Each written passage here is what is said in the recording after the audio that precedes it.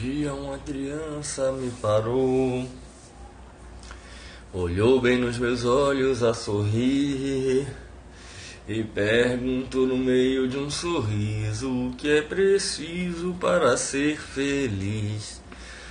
Boa noite, meu povo, amar como Jesus amou. Boa noite, boa noite, boa noite. Vamos chegando, se a internet permitir. Vamos puxar essa live aqui, gente, falando de um tema extremamente frequente na prova do AB, que é o processo ético disciplinar. E aí eu queria abordar com vocês hoje algumas mudanças que aconteceram. Vamos que vamos. Boa noite, minha galera. Ó, tá fazendo os módulos, Cíntia. Tá gostando? Que bom, que bênção. Que bênção.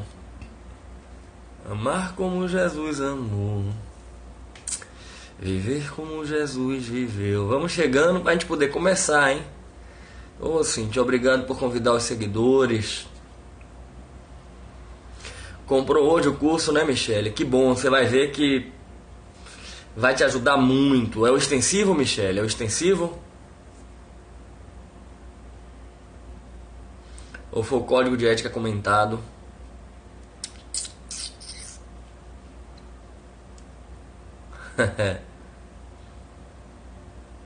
O extensivo, né? Então deixa eu lhe dar uma dica. Se você comprou hoje, não assista ainda a aula sobre honorários e a aula sobre infração disciplinar e processo disciplinar, porque eu vou atualizar essas aulas.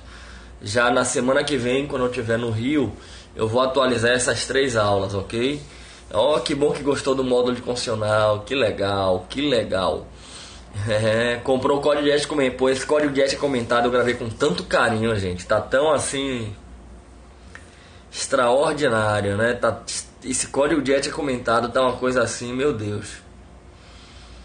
Acho que Deus me abençoou quando eu tava gravando. E galerinha, presta atenção que eu quero abordar aqui com vocês uma questão que muitas vezes passa batido por quem está estudando a matéria e chega na prova, cai e aí o cara fica voando.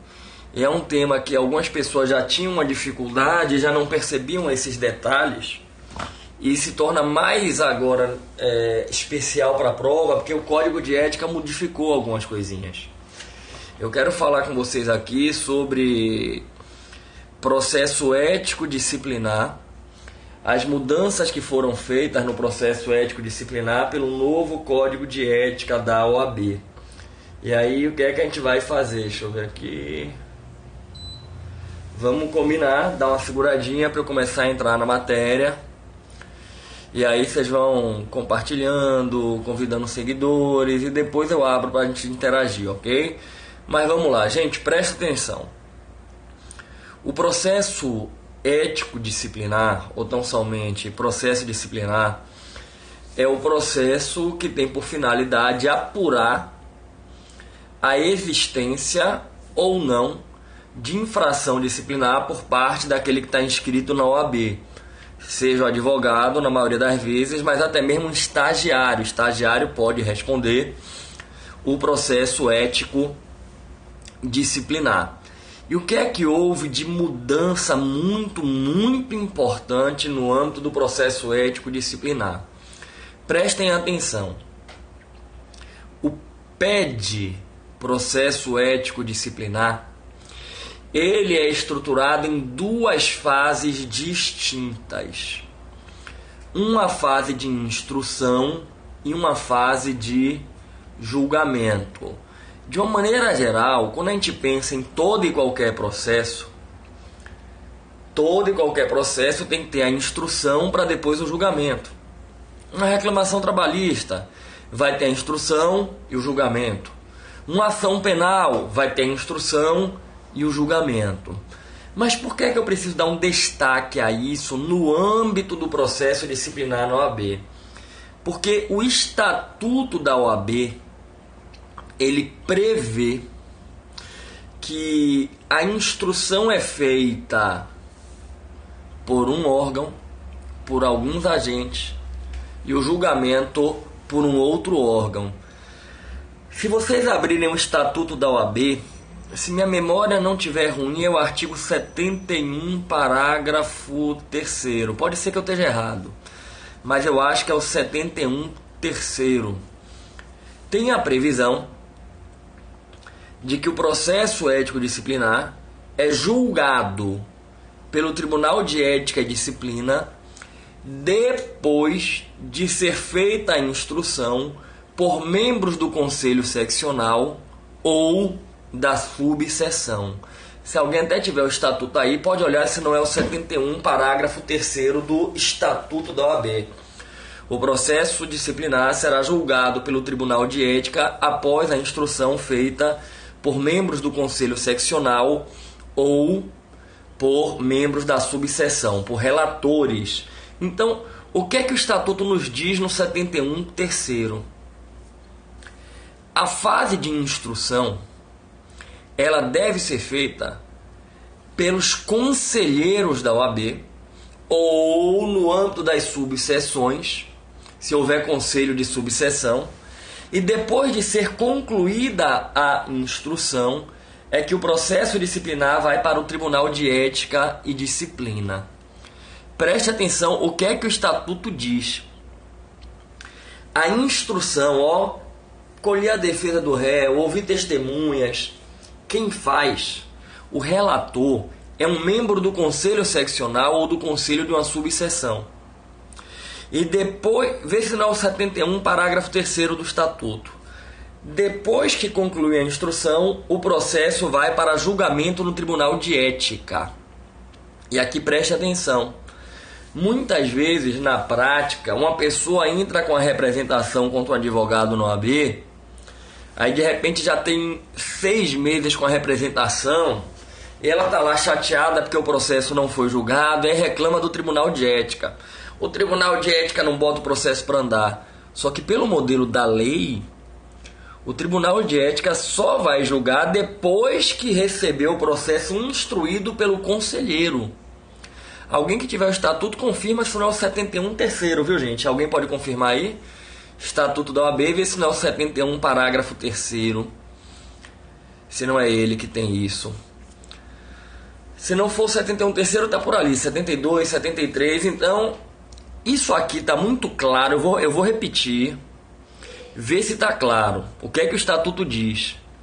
O processo é instruído por um relator, que é quem vai colher as provas, a defesa, que é um membro do Conselho Seccional ou de um Conselho de Subseção, e depois que ele concluir a instrução, ele remete o processo para julgamento no Tribunal de Ética.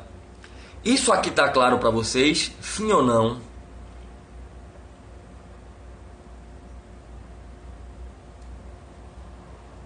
Deem sinal de vida aí, tá? Pra eu poder avançar.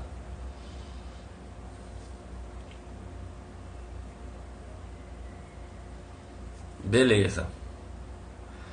Agora preste atenção. Você vai congelar essa informação que eu falei. O conselho vai instruir o processo, um conselheiro vai presidir a instrução, ouvir as testemunhas, pegar as razões finais. Então, 71, 3º, perfeito. E depois que ele terminar a instrução, ele remete para julgamento no Tribunal de Ética. Agora venha comigo, congele essa informação e venha comigo.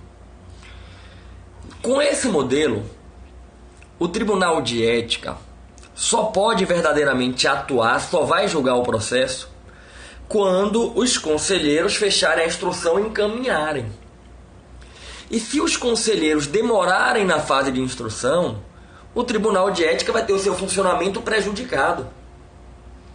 O Tribunal de Ética vai depender, para julgar processo, da instrução feita pelo conselheiro. Só que quando você vai para a prática, quando você começa a ver como é que funciona em cada estado, a gente percebe que em alguns estados O Tribunal de Ética, ele tem um quantitativo de pessoas maior do que o próprio Conselho. Vou dar um exemplo bobo. Imagine que o Conselho tenha 20 membros, o Tribunal de Ética tem 50. Então, se você parar para analisar, o Tribunal de Ética tem como imprimir uma dinâmica muito maior do que os conselheiros no andamento do processo. Então, o que é que na prática passou a acontecer em alguns estados? Em alguns estados, o Conselho Seccional autorizou o Tribunal de Ética a fazer a própria instrução do processo disciplinar. Na linguagem técnica, a competência para instruir, que é de relatores, que são membros do Conselho Seccional, foi delegada ao Tribunal de Ética. De modo que eu posso ter a instrução no Tribunal de Ética e o julgamento também no Tribunal de Ética. E isso que na prática já se verificava em alguns lugares, agora está previsto no Código de Ética. Essa é a primeira grande mudança. O Código de Ética tem a previsão de que o Conselho, o regimento do Conselho pode delegar ao Tribunal de Ética a instrução do processo disciplinar. Então preste atenção com a primeira mudança, isso aqui altera completamente o cenário. Se você pegar o texto do estatuto, está claro, o Tribunal de Ética julga depois que a instrução é feita por um relator do conselho, um conselheiro. O que é que o Código de Ética diz? O regimento do conselho pode delegar para o Tribunal de Ética fazer a instrução. Então perceba que aquilo que eu comentava, que eu pedi congele, um conselheiro instrui e depois libera para o Tribunal de Ética, agora pode ser diferente. O regimento interno do Conselho pode fazer assim: o Tribunal de Ética fica autorizado a fazer instrução de processo disciplinar. A gente pode até discutir se o Código de Ética poderia autorizar isso, contrariando o que está no Estatuto. Mas para a prova, irmão, você tem que estar atento. Se cair na prova a instrução do processo ético disciplinar, que é de competência dos conselheiros seccionais, pode, pelo regimento interno, ser delegada ao Tribunal de Ética. Tá certo. O Código de Ética autorizou. Isso tá claro para vocês? Essa primeira mudança que é impactante, que muda a estrutura do processo. Tá claro que eu tenho que prosseguir com as outras mudanças.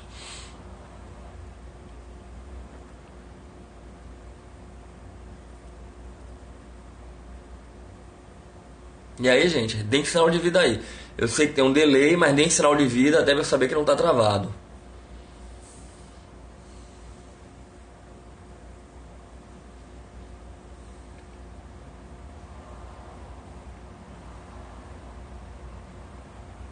Beleza. Então presta atenção. Já vimos essa mudança que é significativa. Agora eu vou entrar em outros aspectos que também foram modificados. Prestem atenção, olha só.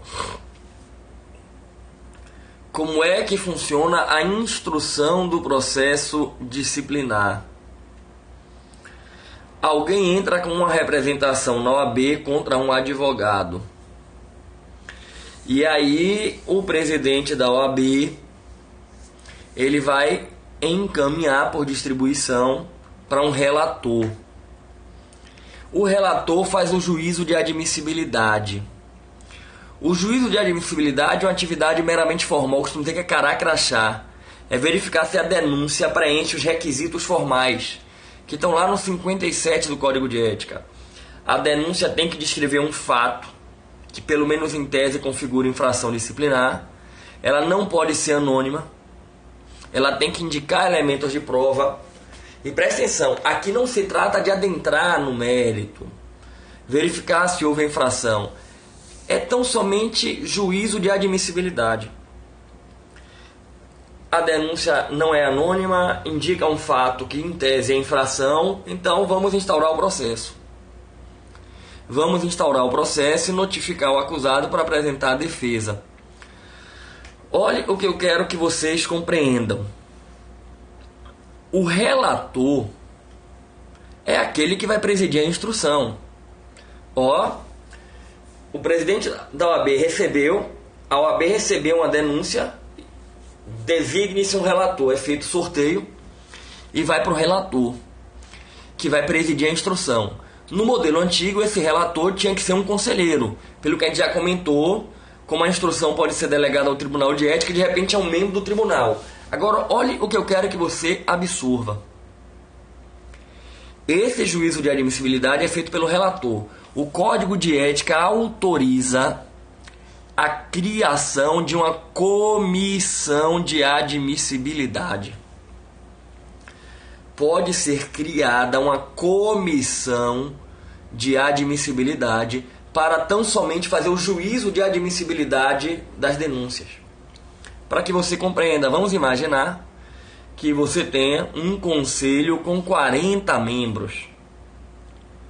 E aí os processos disciplinares são distribuídos para esses 40 membros.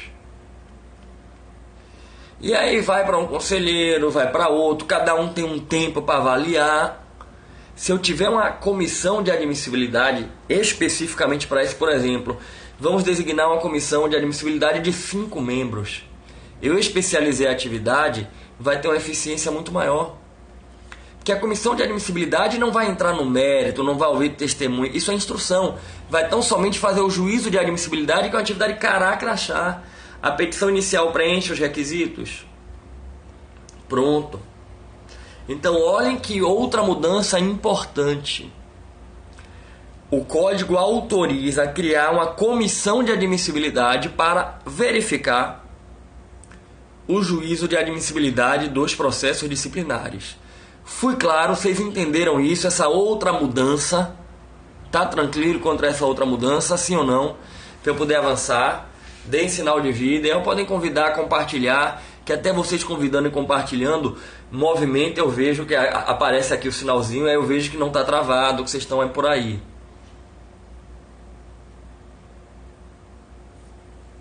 Bacana, Rete, oh Jesus.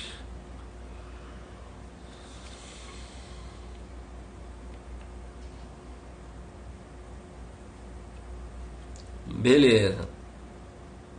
Obrigado, Josenaura. Vou prosseguir então para a gente entrar agora em outra mudança. Presta atenção. Como é que vai funcionar na instrução? E aqui eu quero que você venha comigo para você perceber uma outra mudança.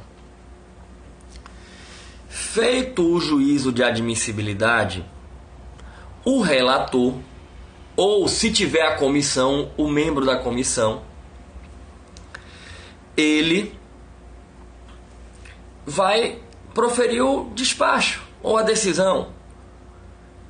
Não admite que não preenche os requisitos, e aí propõe o arquivamento, manda para o presidente da OAB, ou preenche os requisitos e instaura um processo disciplinar. Se for instaurado o processo disciplinar, ele vai abrir a instrução. Notifica o réu quais os prazos. O Código de Ética passou a prever um prazo de 30 dias para ser feito o juízo de admissibilidade, sob pena de redistribuição. Então se passou a ter um prazo de 30 dias sob pena de redistribuição. Preste atenção aqui, vem comigo aqui, preste atenção. O relator propôs a abertura do processo disciplinar. O réu é notificado para apresentar a defesa prévia. Vai ser feita a defesa. Se ele for revel, se ele não for encontrado, vai ser designado um defensor dativo. Mas vem a peça de defesa. Veio a defesa. Se o relator entender que o caso é de indeferimento liminar, ele leu a defesa e se convenceu que a denúncia é completamente improcedente, ele propõe de imediato o arquivamento e manda para o presidente da OAB resolver. Mas eu quero caminhar, eu quero seguir para um julgamento. O relator entendeu que tem que dar seguimento. Se tiverem testemunhas, vai marcar audiência para ouvir as testemunhas. E após as testemunhas, a gente entra na etapa final do processo para concluir a instrução. Eu vou repetir até onde eu estou, porque depois vem a mudança. Abriu o processo, notifica o réu para a defesa prévia. Tem a defesa prévia, faz um despacho saneador, ou arquiva ou continua a instrução. Se tiver testemunhas, ouve as testemunhas. Fechou a instrução. Agora, como era no modelo antigo, na hora de fechar a instrução, o relator notificava as partes para apresentar as alegações finais. E depois que as partes apresentassem as razões finais, o relator emitia o parecer e mandava o processo para o Tribunal de Ética. Prestem atenção, como era antes. Para concluir a instrução, o relator ouvia autor e réu, alegações finais. Depois das alegações finais, ele elaborava o seu parecer. No meu entendimento, houve infração, não houve, remeto para o tribunal julgar. O que é que mudou? Agora, o parecer vem antes das alegações finais. Então, concluída a instrução, ouvidas as testemunhas, o relator elabora o seu parecer, que é como se fosse o voto dele, só que ele não vota. E depois do parecer, abre prazo para as alegações finais. Então, olhem que mudança significativa. As alegações finais eram antes do parecer do relator, agora elas são depois. Primeiro tem um parecer e depois as alegações finais. Isso está claro para vocês, essa mudança? Deem sinal de vida aí.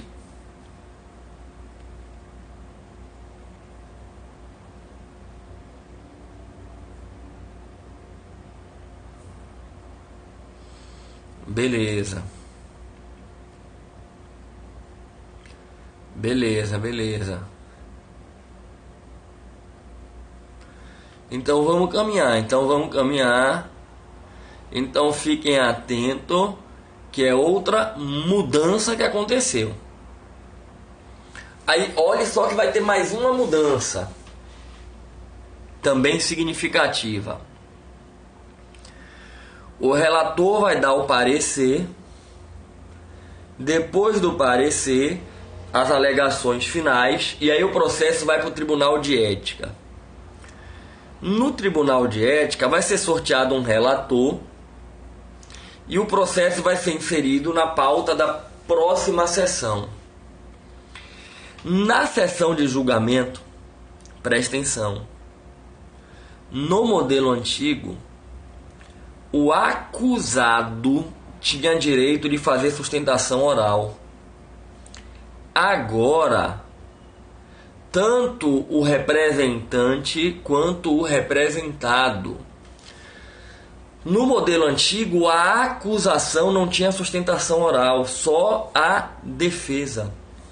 Agora está expressamente previsto no Código de Ética, eu acho que é o artigo 63, que depois do voto do relator, as partes têm direito à sustentação oral por 15 minutos, primeiro o representante, depois o representado. Qual foi a mudança?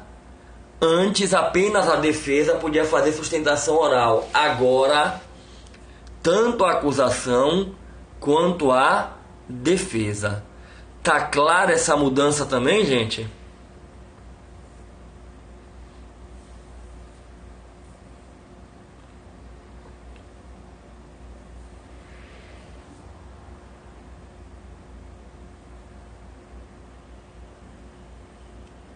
Que beleza.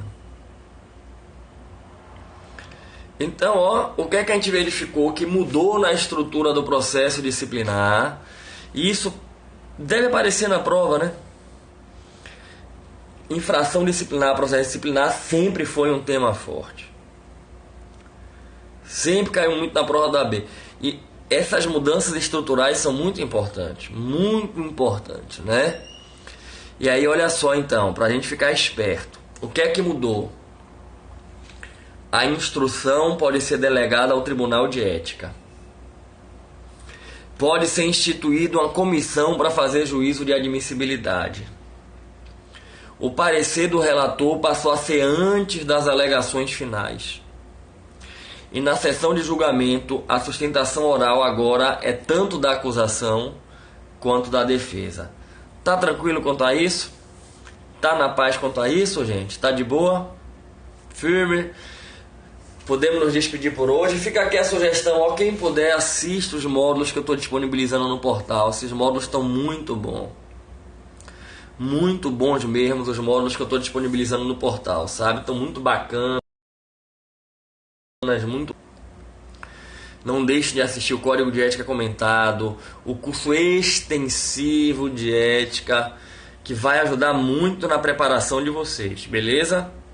Vai comprar, faça isso, Jesus. Você vai ver que estão extraordinários os módulos. Vão te ajudar muito, ok? Maravilha. Minha galera linda, então vamos se despedir por hoje, né? Que bom! Que bom, Ferreira, que você tá gostando. Que bom mesmo, viu? Que bom. Se você puder, divulgue, viu? E ó... Só para já registrar aí para vocês a agenda. O CEO, eu não sei como é que está sendo o cronograma do CEO, não sei como é que tá, não é? Galera, só para eu registrar quais são os eventos presenciais que eu vou participar, que aí se for alguém aí estiver me assistindo for desses lugares, não é? De repente já se organiza aí, olha só. Dia 11 eu tô em Manaus. Dia 12 eu tô em Belém. 11 e 12 Manaus e Belém. Isso, Manaus, exatamente.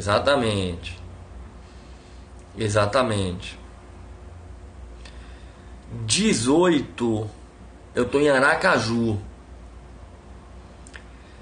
17 talvez em Maceió. Mas 18 já é certo, Aracaju. Dia 20, que é um domingo, João Pessoa. Galera de João Pessoa, dia 20 eu vou estar aí com vocês.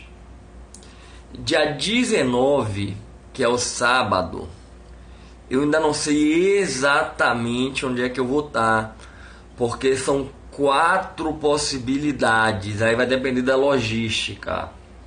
Dia 19, quais são as possibilidades? Salvador, Rio de Janeiro, Recife e João Pessoa. Dia 19, o portal vai estar em Salvador, Recife, Rio de Janeiro e João Pessoa. Eu não sei ainda onde é que eu vou estar. Vai depender muito da questão aí da malha aérea. Certo mesmo é 11 Manaus, 12 Belém, 17 talvez Maceió, 18 Aracaju, 20 João Pessoa. Beleza? Na semana seguinte, que é a da prova, eu sei que também tem alguns lugares para eu estar. Brasília, Rio, ainda não sei exatamente, mas tem alguns lugares que eu vou estar. Ok? Tá tranquilo quanto a isso, gente? Então estamos aí, ó, firmes. 20 eu vou estar em João Pessoa, é certo. 19 eu ainda não sei. Mas dia 20 é certo. O domingo, dia 20, eu vou estar em João Pessoa com toda certeza. Que bom que você escolheu o Constitucional e vem com a gente. Vai amar, pode ter certeza. E esses eventos todos, gente, ó, lá no site do portal vocês pegam as informações. Eu vou me despedir aí de vocês, agradecendo a presença, o carinho de vocês, né? E pedindo a Deus que abençoe profundamente a vida de cada um de vocês, né? Que vocês possam tomar posse da graça de Deus, não deixar a graça passar, sentir firmemente a presença de Deus na vida de vocês. Queridos, muito obrigado pelo carinho, muito obrigado pela atenção que vocês me dão. A gente se encontra de novo aqui no Periscope, muito em breve aí presencialmente, em vários lugares, ok? Maravilha, galera, tomem posse da graça de Deus, não deixem a graça passar. Valeu!